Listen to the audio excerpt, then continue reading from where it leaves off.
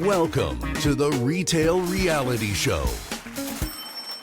My shoulder is broken. But at Your least shoulder you is were. broken. I don't believe your shoulder is broken. I think you're just getting old, Nino, just like me. Probably, but we were in sync, dancing with the shoulder. So Very I nice. like It's the the new robot. creative It's way. also a sign that we're getting old because nobody does that anymore. Oh shit!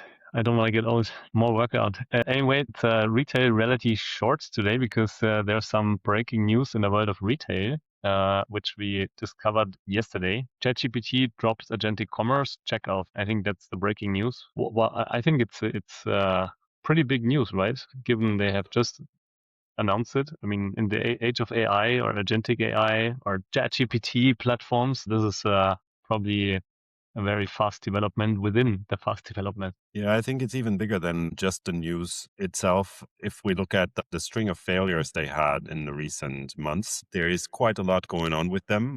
And not all the news are positive. Also, the Pentagon move has not completely been taken positive by the audience in the US at least. So there's quite a lot of stuff that's happening there that can be challenging. And there's also other leaks or like leaked documents from Sam Altman that hint at them really feeling under this like in distress or like really feeling that they need to act in order to turn their trajectory around. That's interesting. But like this news, I think, given how big they announced it, given the big partners they brought into it, I think it's quite a bit. I mean, if you double click, and I mean, you only know what they tell you, but there are a few obviously reports everywhere, and I think one of the things or the key thing that is obvious is that users didn't adopt it. So I think users are sticking to the traditional, let's say, checkout platforms like Amazon or the retailers' environments, the commerce environments of the retailers. But they use agentic shopping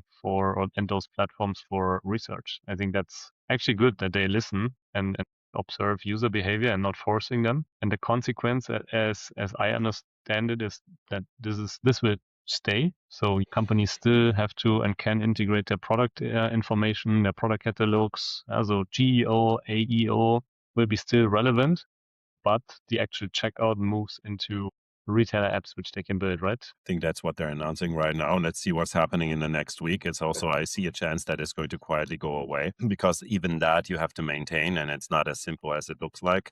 I think as you're pointing out one point that matters and I think is important, they are honest. So they're saying the users are not using it, so we're cutting it. So that I think is positive. At the same time, like when we were preparing this little snippet here, I was saying to you, Nino, I don't want to say I told you so. Don't want to say I told you so. In general, I just said before, whenever somebody was talking about agentic commerce, that I'm highly skeptical about the adoption. And I think the one thing I want to say is, I think all the companies that are talking about it and are saying this is the next big thing and this is happening and like you have to integrate and implement it now. How many customers have they spoken to that say, okay, I've been waiting for agentic commerce and I want the AI to do shopping for me tomorrow? I think we're missing the customer voice in this thing. And while I do see use cases for it, I think one thing that struck me when I thought about it last night is I think we're missing the point that in our consumerist societies, there's an element of satisfaction when you press the checkout button.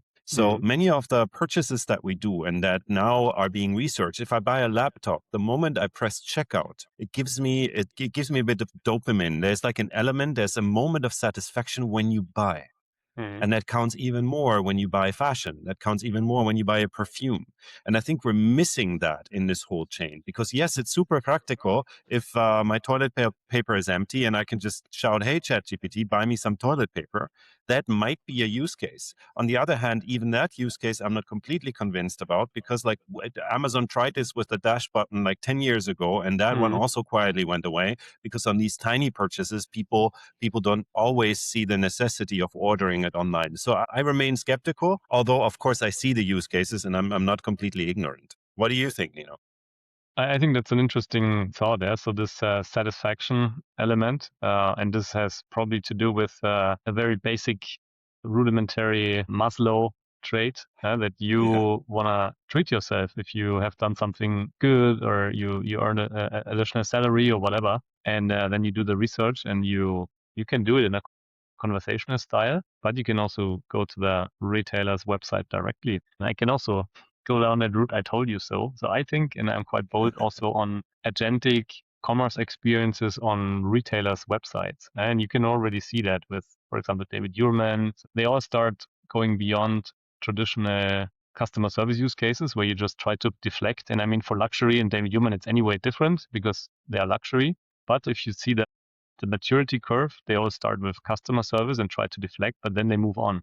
Train those agentic those agents on the website with the product catalog, and we will soon see adaptive websites, so the whole website can be changed according to what you do. So I'm quite bullish on that, and I'm with you. There's an emotional element within a conversation. You're not immersed into the brand world, for example, of a strong brand, and see the imagery, the campaign shoots. Yeah, and I'm also with you.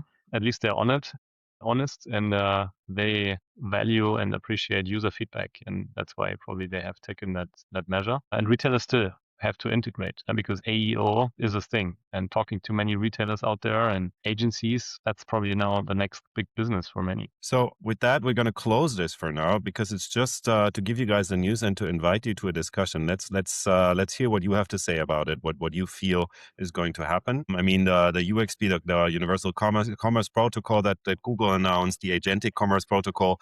There's a lot of the developments that are happening right now, and a lot of early adopters of that. So you in the audience, you in our networks, how do you feel about it? What do you think will happen? Let's go into a discussion. We'll also link to an article that contains all the information on why, at least what they publicly announced, why they are sort of like at least diverting their attention from this feature.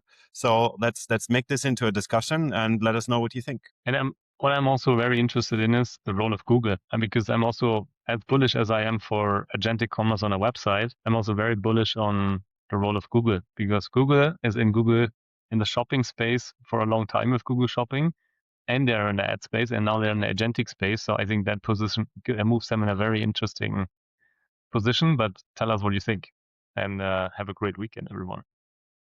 Bye. Bye-bye.